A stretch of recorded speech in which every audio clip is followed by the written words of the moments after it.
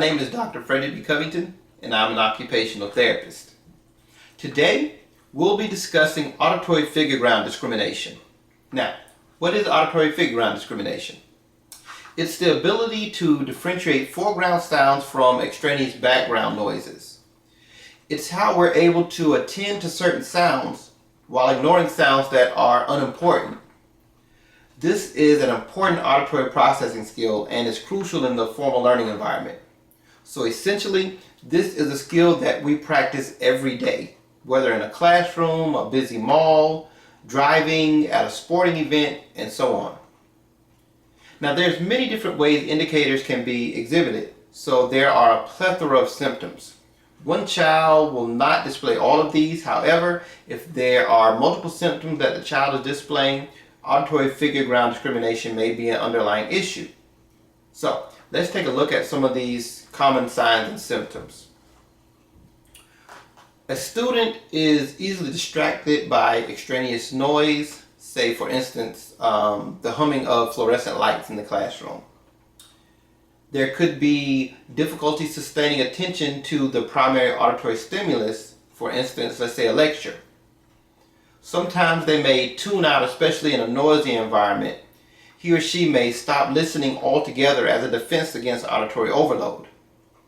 There could be difficulty conducting casual conversations as well as difficulty following oral directions. Sometimes there could be a tendency to appear quiet, distracted, or off topic during group discussions or to interrupt or blurt out answers. Also, there could be long delays before responding to questions or instructions. And also, there could be worsening performance in higher grades as compared to lower grades, as oral instruction load and receptive language demands increase. Now, let's look at a real-life example. Johnny lives in the bustling city of New York.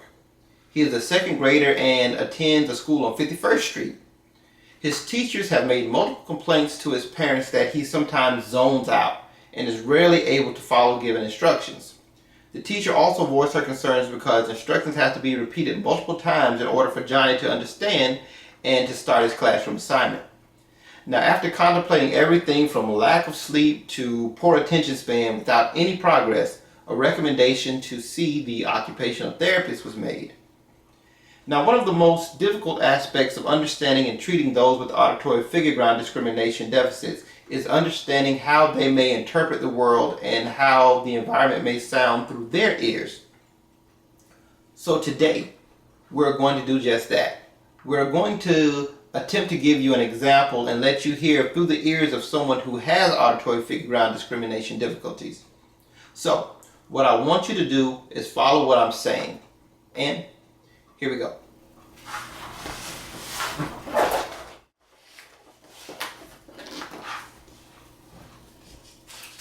I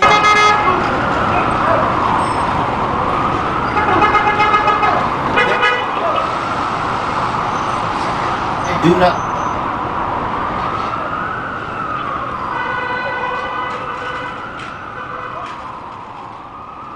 I do not.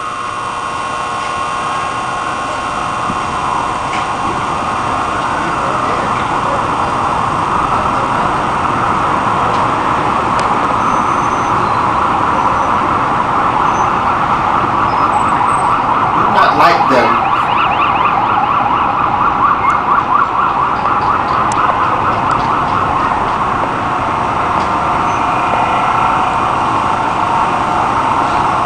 Not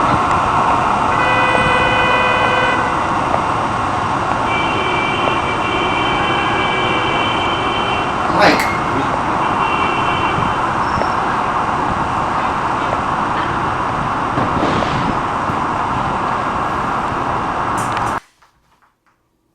Now, how clearly were you able to hear what I was saying? Did you encounter a little difficulty or a lot? Would you be able to follow the directions that I gave or to write down any notes from what I said? Now, let's try it again without the auditory figure ground discrimination ears. Here we go.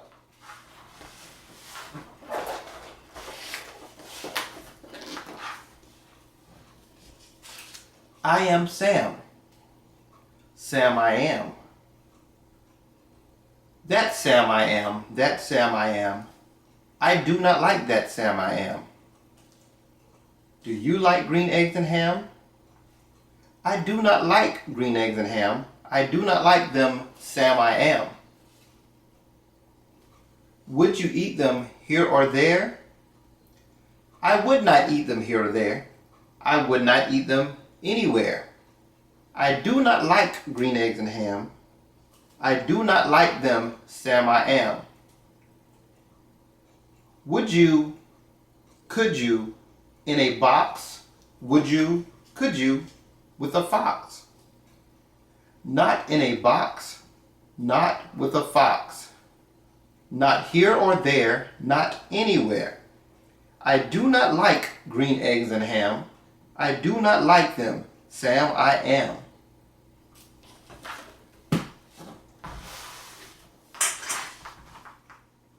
Can you hear the stark difference? Now you have a little bit more of an understanding of how someone with auditory figure ground discrimination difficulties may interpret the world. There are helpful strategies that can be used to assist those that have difficulties with auditory figure ground discrimination. And here's a few.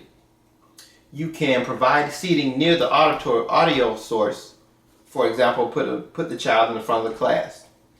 You can also eliminate unnecessary background noise during tasks, such as the TV or the stereo. You can have them participate in auditory attending exercises where the child can pay attention for certain sounds. For example, have the child close his or her eyes, sit facing away from the teacher, and the teacher can clap their hands, play a drum, and the student can tell how many counts or repeat the pattern that was just made. They can also participate in discrimination of sound exercises, and in this exercise the child would have their eyes closed and the child is to judge where the sound is coming from in the room, whether it's near or far. And another, find the sound exercises where one child hides a music box or a ticking clock and the other children or the child tries to find that box. Now, as always, if you have any questions, please feel free to give us a call at 1-888-991-2368, or you can contact us on Facebook, Google+, LinkedIn, or Twitter, and just all over social media. Now, as always, I look forward to your continued comments and questions, and we'll be seeing you next time. Take care. Hello, everyone. We hope you enjoyed this episode of Ask the OT. We look forward to bringing you many more episodes discussing occupational therapy issues. We plan to definitely continue to spread the word on occupational therapy and its importance. We try to make Ask the OT a place for discussion, so we always love to hear from you. So let's connect. Please find us on social media and tell us your thoughts or your suggestions. You can also reach us by email at askdrcovington@gmail.com or give us a call at 1-888-99123-OT. See you next time.